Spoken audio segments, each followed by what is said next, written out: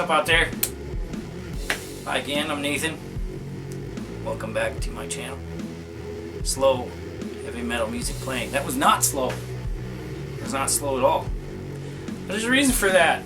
So, what I want to talk about today is favorite gear. And something that happened to me just recently, actually just this week, is my favorite pedal died.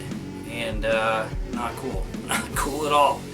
It's a DigiTech RP20 multi-effects floor processor, and I've had it for probably a good 10 to 12 years, maybe longer. And it basically has all my sounds in it. I use it for dirt, I use it for reverb, delay, sweep effects, EQ, all of that stuff, and then I run the sound from that pedal into my biamp setup.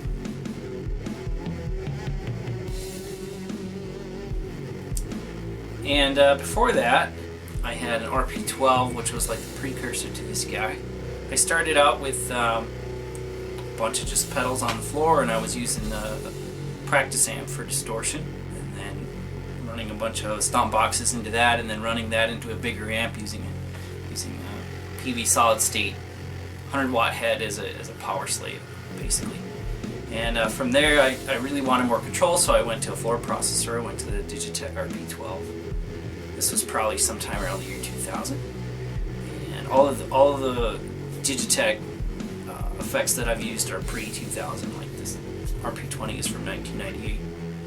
And I really liked the flexibility of it, being able to switch between, you know, scenes kind of, or presets, you know, on the fly, you know, go from a raging distortion to all of a sudden a clean channel with all kinds of lush reverb and chorus and stuff, and then back again to a really dry, you know, driving, crunchy sound. So I've always liked that flexibility, and just everything I've done up until now has been an outgrowth of that. You know, everything that I've learned, I've got decades worth of knowledge in this thing, and it died.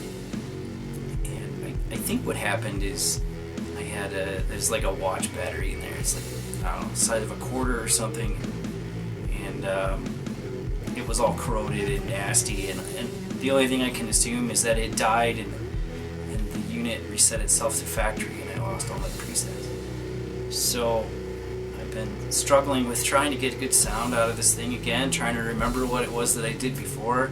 It has, you know, you can just dive so deep into the EQ, and there's tube distortion, and there's solid state distortion, analog type distortion in it. So I've been trying to remember what it was that I did before, and it's been tough. It's been a tough slog. You know, it's been difficult, to say the least.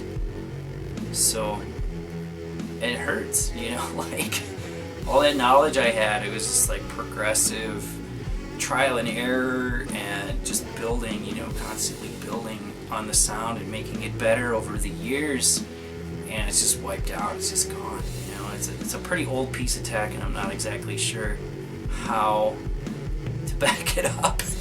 You know, if you even could back it up. You know, I used to have a notebook full of stuff written down from my RP12, and I threw it away when I moved, and that was that. That was old information anyway, so it is what it is.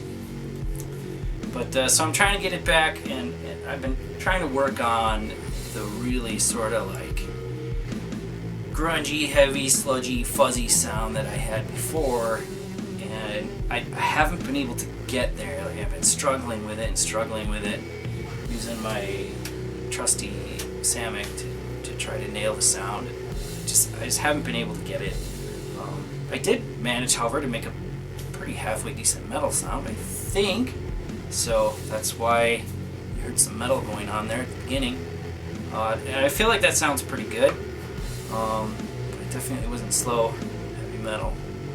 So I'm wanting that lumbering fuzz or whatever, you know, just that sludge sound that I had before. And I've got to keep going after it. Or, you know, I don't know. What do I do?